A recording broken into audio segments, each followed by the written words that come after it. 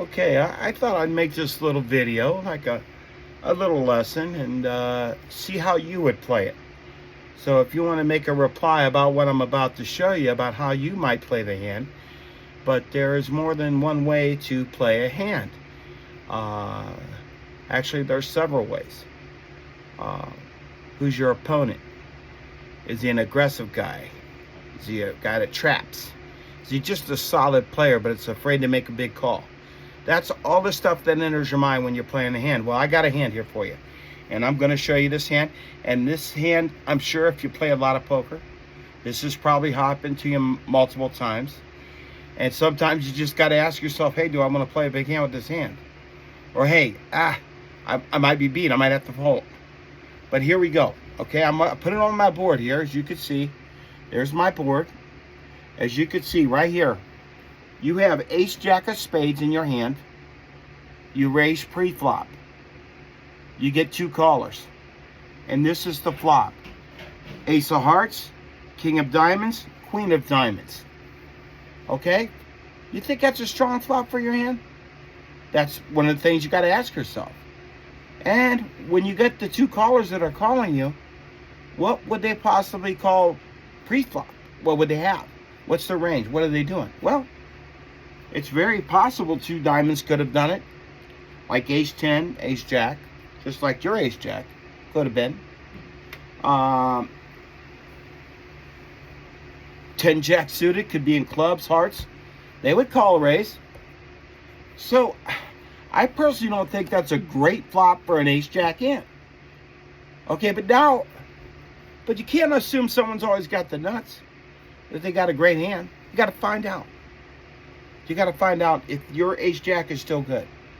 I mean, king 10 could have called you. King jack could have called you. Jack queen could have called you. Okay? Ace 10 could have called you. Which means you're still ahead. So you got to find this out. Now, there's multiple ways to do this. Okay?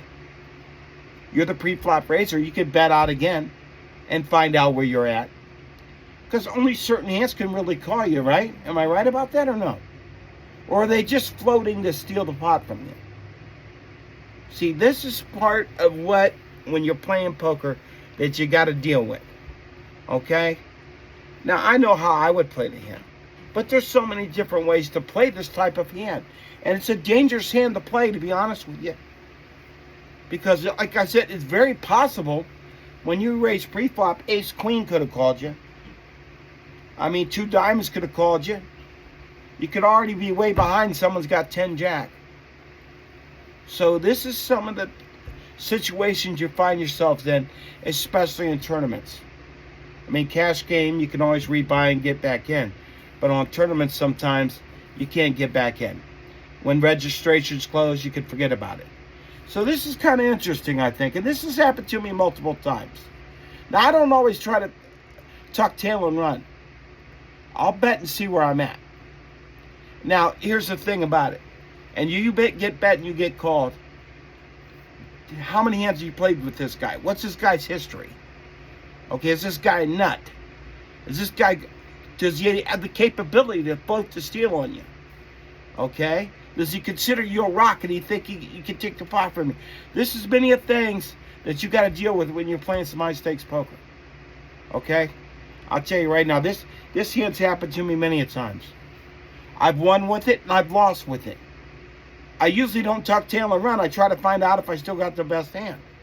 Because you know what? You could have raised pre-flop with this ace jack of spades here.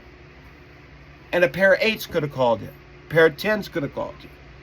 So you got to continue. And a lot of players that aren't up to a high level don't know how to play post-flop. They have no clue what they're doing. So that, if you're a good player, you got to take advantage of that.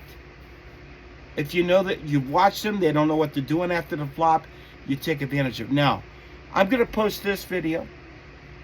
If you want to make any comments on it, on how you might play the hand. And like I said, I don't think there's no right and wrong way to play the hand. Because it all depends on your opponent, how you got to play the hand. But it could get scary, as you can see. It could get real scary. Someone could Could have called with ace queen. You know? You're thinking, but wait a minute, he would have maybe re-raised me with ace queen pre-flop.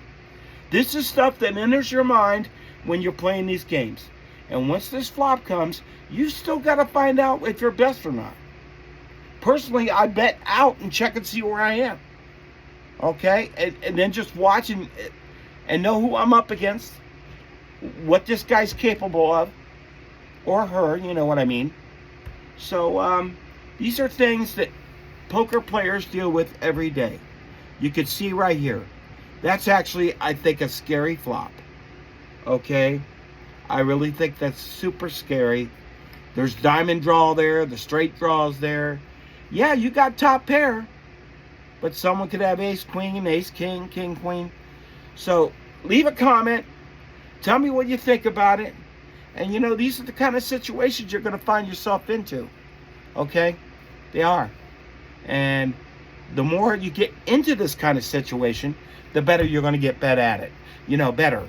To see what you're going to do against it. A lot of it has to do with the players you're up against. Are they strong players? Are they weak players? And how they look at you, an image of you, of how you play, is also what they're thinking when this hand is up here like this. So if they consider you possibly a real solid player, and you raise pre-flop, and that's the flop, they probably think you flop two pair. So give me your comments. Tell me what you think about it. And once again, I appreciate everybody following me. And, you know, this is one of those, as you can see, it's in a tough spot if you don't know how to play it right. But there's more than one way to play any hand. Okay? All right, thanks for listening. And give me some comments. I want to hear back on this one. Okay? And thanks for watching, everyone. And may all your pots be big, and pull them in too. How's that? Okay?